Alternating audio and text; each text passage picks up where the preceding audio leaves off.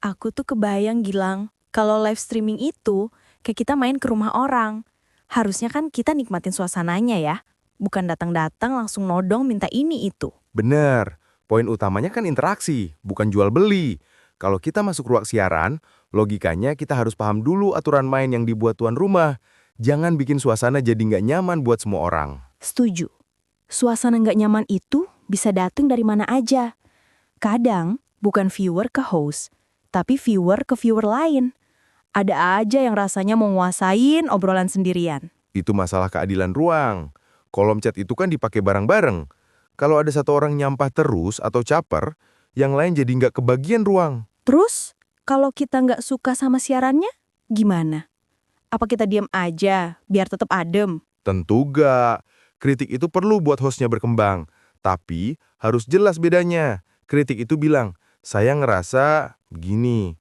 Bukan, kamu host jelek. Beda tujuannya. Beda niat ya? Kalau niatnya nyerang, pakai hinaan atau bullying, itu udah kayak racun. Merusak energi semua orang yang ada di sana. Itu udah bukan kritik. Itu perusakan. Komunitas yang sehat dasarnya adalah saling menghargai. Makanya sapaan ringan dan ramah itu penting buat ngebangun suasana. Selain sapaan, kadang orang nunjukin dukungan. Pakai gift atau donasi. Itu juga perlu diatur nggak sih? Harus. Kebaikan itu harus pakai logika.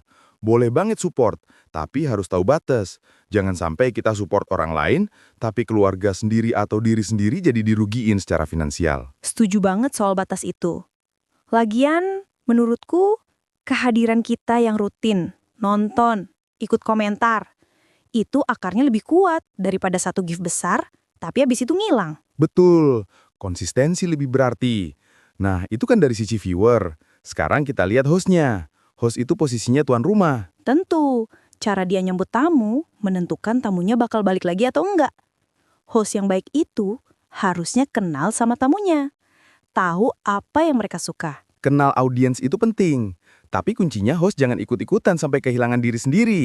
Keaslian itu magnet paling kuat. Host yang asli itu pasti energinya beda. Kalau dia mau siarannya positif, ya dia harus mulai dari dirinya dulu. Jadi contoh. Itu prinsip dasarnya.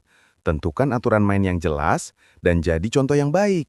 Selain itu, host juga harus profesional. Profesional, itu maksudnya harus serius dan kaku. Bukan. Profesional itu artinya dia responsif.